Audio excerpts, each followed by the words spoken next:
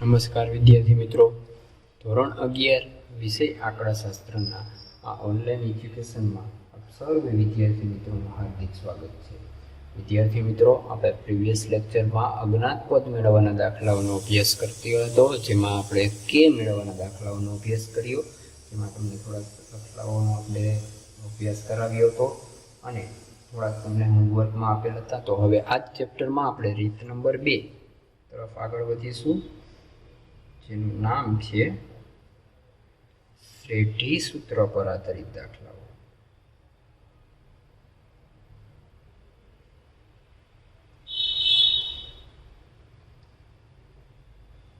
અત્યાર સુધી આપણે શ્રેણી સૂત્ર પર આધારિત દાખલા જોયા હતા. હવે આપણે શ્રેઢી એટલે કે સરવાળા ઉપર આધારિત દાખલાઓ જોશું. તેના માટેના અગત્યના સૂત્રો ધ્યાનમાં લઈ લે વિદ્યાર્થી મિત્રો. પહેલું સૂત્ર, જ્યારે r ની કિંમત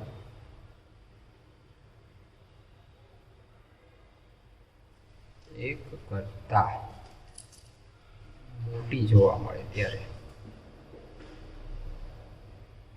શું સૂત્ર થશે? તો કે Sn is equal to a કૌંસમાં r ની n ઘાત માઇનસ 1 છેદમાં r માઇનસ 1.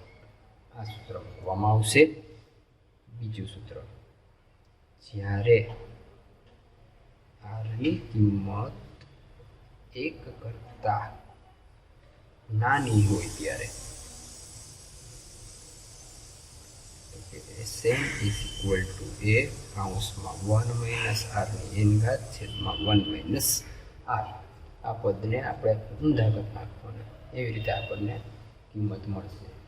અને એક્ઝેક્ટ આપણને r બરાબર 1 પડે ત્યારે, તો કે જ્યારે r ઇઝ ઇક્વલ ટુ 1 મળે ત્યારે Sn ઇઝ ઇક્વલ ટુ ના પાડી દેવાની, na. બરાબર છે. આ રીતે નામાં યાદ રાખશું. અને મોટાભાગે આપણે બે સૂત્રનો જ ઉપયોગ કરીશું. 1 કરતાં વધુ જોવા મળે તો આ સૂત્ર, 1 કરતાં નાની જોવા મળે તો આ સૂત્રનો અભ્યાસ કરીને દાખલાઓ ગણીશું. તો હવે વિદ્યાર્થી મિત્રો, આપણે આને ટાઈપ નંબર A તરફ આગળ વધીશું, કે પ્રકાર A. n પદના સરવાળા મેળવવાના દાખલાઓ.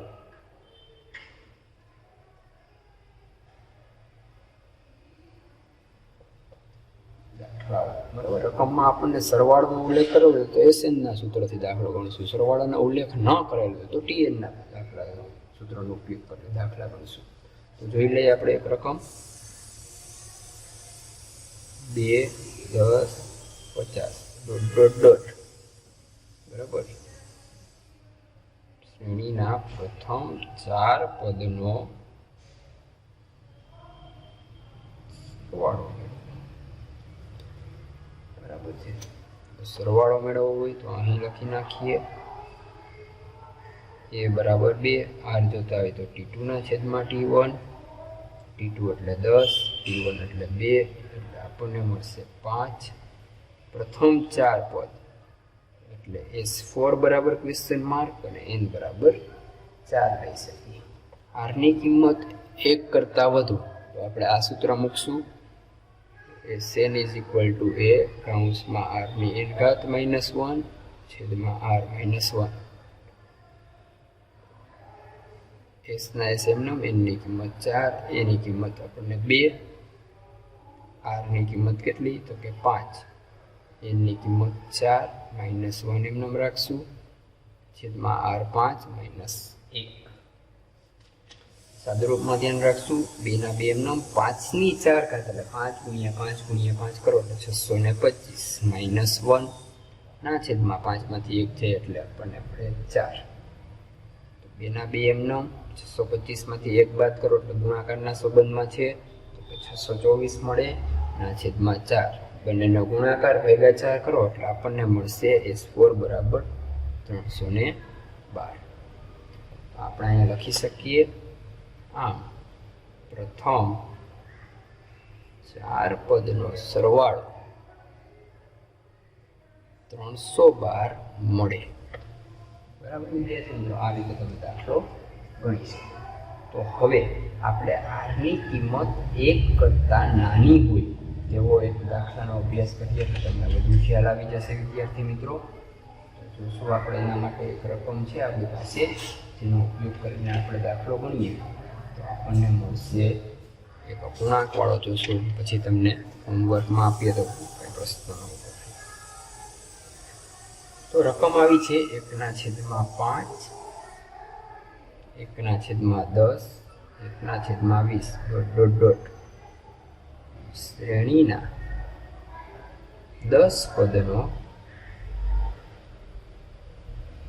સરવાળો મેળવો.